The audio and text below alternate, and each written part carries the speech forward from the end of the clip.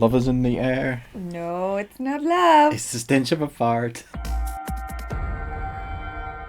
Hi and welcome to the Ruby Tuesday. My name is Ruben and this is Okay. And today we are reviewing with a spoiler. We're not reviewing, we're talking about with spoiler bits for the Witcher series. We've done our review. It's spoiler free. If you want to check that out, you can have a look at that. But for this one, we're just going to kind of talk about our favorite moments and bits in the series, things that kind of stood out for us. Hope you enjoy it. Let us know in the comments below what were your favorite bits and what are you hoping to see for season 2. Yeah, so The Witcher is out. Most of everybody who has had time now, who's been waiting for this, is eagerly excited to see the series, has probably binged most of the series. You've probably seen all of it by now if you're a big fan, and now you're eagerly anticipating more. Yeah. That's the thing with these series, isn't it? You get to the end, you're like, damn it, I'm not going to wait a year. Oh, what? One of the things I was disappointed by in this first season is that I didn't get to see Geralt use more of his magics, the Witcher abilities. So we see him do like the Force Push, Axie, and they've all got their special names, but we didn't see. Take your word for it. In the games, I'm going to push left bumper and he brings up the wheel and you're like, oh, I'll choose that one now, or I'm going to have a shield now. And maybe you can tell me in the comments if he has all of those abilities in the books, because I was expecting him to use more mind control. He only uses it a few times and I was really anticipating to see him do that more. Maybe they're saving that for subsequent episodes or seasons. So Geralt has to fight this mutant woman who's very strong, and everybody that's been sent in after her they've not been able to do it. Yeah. And so he comes in and he uses his Axie Force Push, which is very cool, which I really liked. I expected to see more of that, but the way they used it, I thought it was very good. I think for me, I really enjoyed all of the other characters. I really thoroughly enjoyed Yennefer's development, of how she became who she is. But I really enjoyed watching her evolve. I thought you'd have fangs or... I would say that I found following the story very difficult and quite frustrating. It does all come together at the end, and you do kind of like all of the timelines all sort of like coalesce into, and here we are, right at like the very last moment. But the whole way through all of the season, you're just like, okay, so where are we now? What's happening? Okay, well, this must be in the past because this person's still alive, or this must be in the future because... and then you're trying to follow the development of the characters, particularly the Witcher himself, and then you're like, oh, is he behaving like that because he's just had that thing with Yennefer, or is he behaving has he even met her yet? Like, how do you know if the way he's behaving is because of an encounter that he's had or because of something else? And I found that quite frustrating. But... I've spoken to a few people now that have seen the episodes, and that was the one consistent complaint they had about the series, is that the timeline thing you really have to work out, and you shouldn't have to work that hard when you're trying to follow multiple storylines anyway. There's a lot of things going on. It's not just Geralt, it's Yennefer, it's Trish, it's all the kingdoms, you've got Novigrad and all of the kingdoms who are warring against the one. I guess now we know it's the one Nilfgaard is coming. Seemingly wants to take over the whole. And it's all kingdom, Yennefer's fault, really. And it's all. if Yennefer had stepped in, she might have been able to control it. And so when you've got all of that going on, it's really difficult to follow it when they're not syncing it up chronologically. It's like that timeline.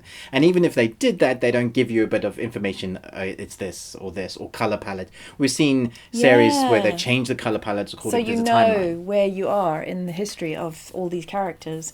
And I also think that maybe they have done this so that they're setting up for subsequent seasons, because there was just a flash of the king. Do you remember the king whose daughter was the deformed demonic thing that he had to fight in that crypt? So there's that whole episode where he fights this girl and then manages to save her. And then we completely leave that storyline alone right until like literally a 10-second clip of the king stepping out of the forest with an army behind him. Yeah. And then no more. And you're like, oh, okay. So there was obviously a point to us knowing that particular bit of plot line. Yeah. Or has it even happened yet? Who knows? I mean, that's not to say we didn't enjoy it. I thought it was Oh, I loved fantastic. And there was a particular episode that we thought was like a sidestep from the main story where Yennefer and Geralt go on like, what did you say?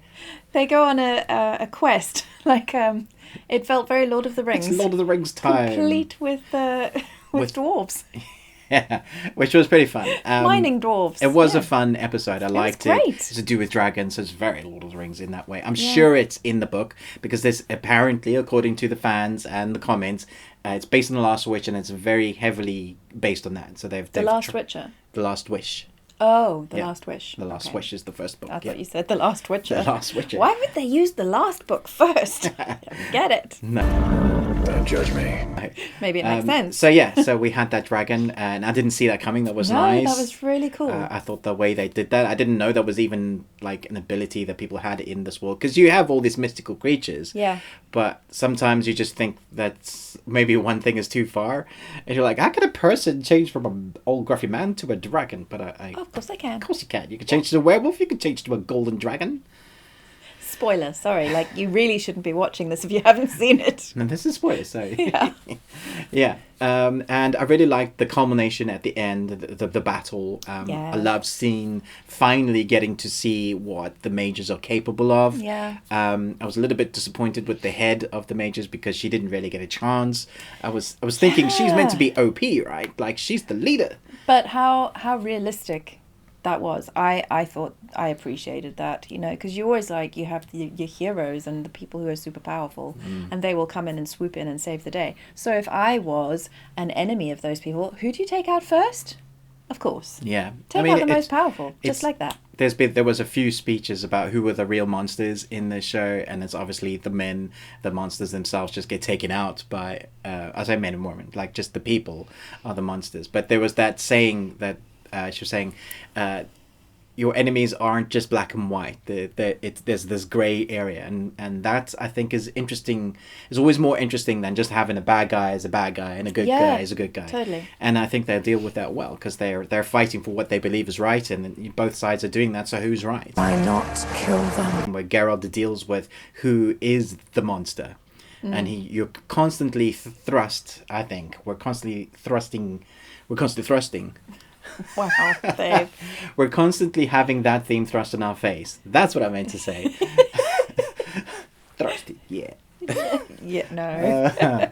Yeah, so that the theme of Geralt trying to really step back, because you know what he's capable of. Guess that I am what they say I am.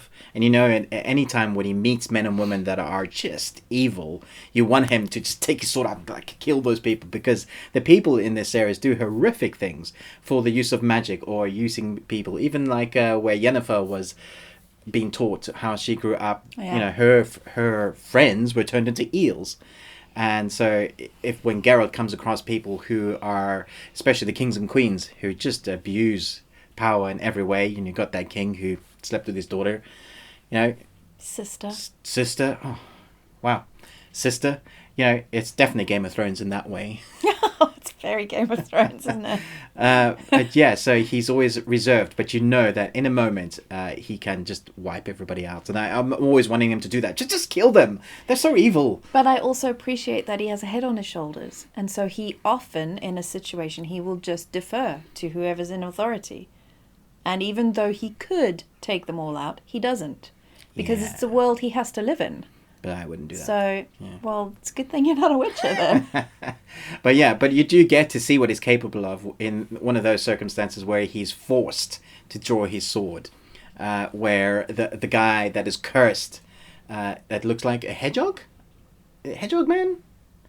Yeah. Yeah. And they're going to chop him down, they're going to kill him, and he steps in. And that's an amazing fight sequence, and you can see what he's capable of. I really like the way Geralt, Henry, fought in this. It was just believable, fully strong, in control of the sword, and not one point do you think, he's not as good, this is all choreographed. It just feels like the sword is like an extension of his arm. Put that thing back where it came from, so help me. I didn't have any issue with racial bias to who was cast in certain characters. I know there's a lot of talk about the true fans of the book, because the book describes characters as certain ways, and now they've cast them for different colors, and it's that sort of people are saying, oh, it's because they got to adhere to everybody in the world. I didn't, so I didn't have any issue. I thought everybody played their roles really well. Yeah. So I don't think that needs to be an issue nowadays. I think everybody's capable of playing different characters, and when you're doing a TV series and a book adaptation, you're going to do your own thing a bit with it, and I think it works. I'm really glad that Lauren, the showrunner, is safe. She had a scare in her plane. She's been doing the press tour for this series, and one of the like hydraulic fuel line or something exploded mid-air, and she's okay. So I want to say thank you, Lauren, for being okay, and thank you for making an amazing series. We've enjoyed it. Yep. Yeah. Let us know in the comments below what you thought about this series, and anything that stood out for you. Did we not talk about plot points that you wanted us to talk about? What are your favorite plot points or episodes? But most of all, until next time, remember, Live long and Tuesday.